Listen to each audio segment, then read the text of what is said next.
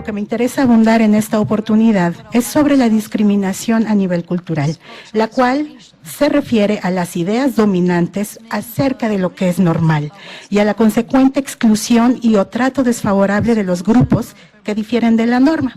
Lo interesante de la discriminación a nivel cultural es que estas ideas se acompañan de imágenes, simbologías, historias y, por supuesto, lenguaje.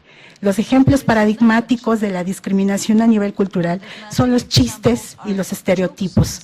¿Cuáles son, piensen ustedes, cuáles son las respuestas que se le da cuando ante la enunciación de un chiste que vulnera la integridad de la gente, cuáles son las respuestas? ¿Es una broma? ¿Es de cariño? ¿Por qué se ofenden?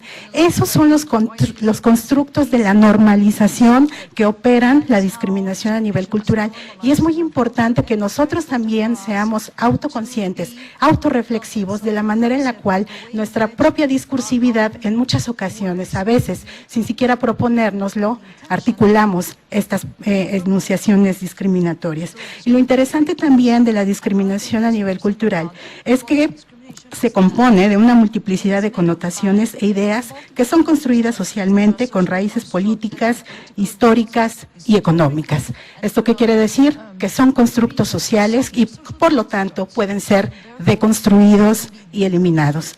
Y el otro proceso interesante de entender los diferentes niveles en que opera la discriminación es la discriminación a nivel personal.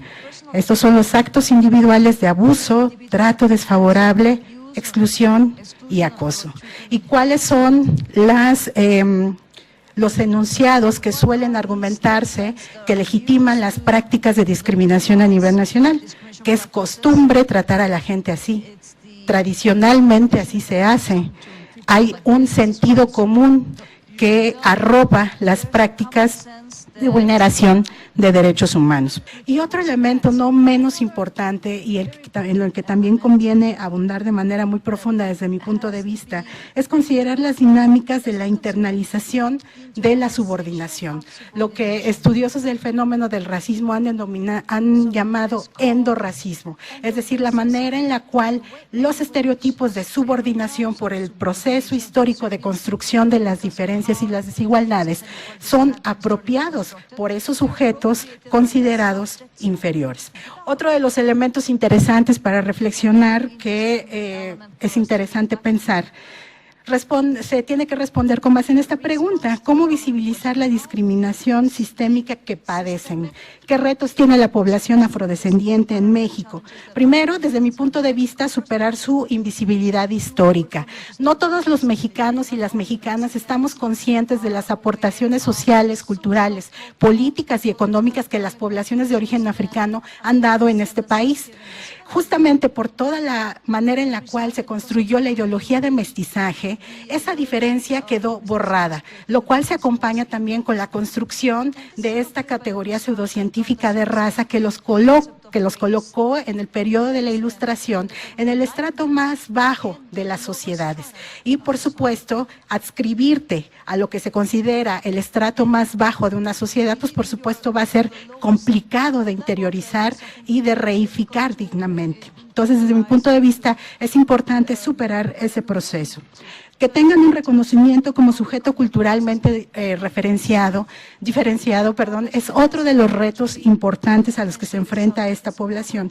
Y quizá en el que me interesa centrarme más para debatir con ustedes es en el combate a las construcciones estereotipadas de su pertenencia, que derivan en la legitimación de la desigualdad. ¿Qué se suele pensar de las personas de origen africano? Que son buenas para jugar deportes, el fútbol, que las mujeres son hipersexuales, que son buenos para bailar, que son buenos ejecutantes, que son alegres, que son bullangueros. Todos estos estereotipos vulneran, dañan la integridad y la dignidad de las personas afrodescendientes, y cuando esto se convierte en política institucional hay un verdadero riesgo. Pero sobre todo cuando nosotros, que somos los actores cotidianos con quienes estas personas interactúan, reproducimos estas ideas, pues no tendría entonces mucho sentido que haya un avance significativo en los marcos jurídicos nacionales nacionales e internacionales, cuando en nuestra realidad nosotros seguimos manteniendo esa construcción estereotípica que no nos ayuda en absoluto a combatir las prácticas de racismo y discriminación que estas colectividades sufren. Creo que sigue siendo necesario insistir en la importancia de la construcción de campañas de sensibilización sobre quiénes son estos sujetos sociales, pero sobre todo también la sensibilización cotidiana sobre qué es la diversidad y qué es la diferencia. ¿Qué nos imaginamos nosotros sobre estas dos conceptualizaciones? Y, por supuesto, su integración en el discurso público, político, educativo, sobre todo, para ampliar entonces los horizontes en la construcción de la diversidad de nuestra nación. Muchas gracias.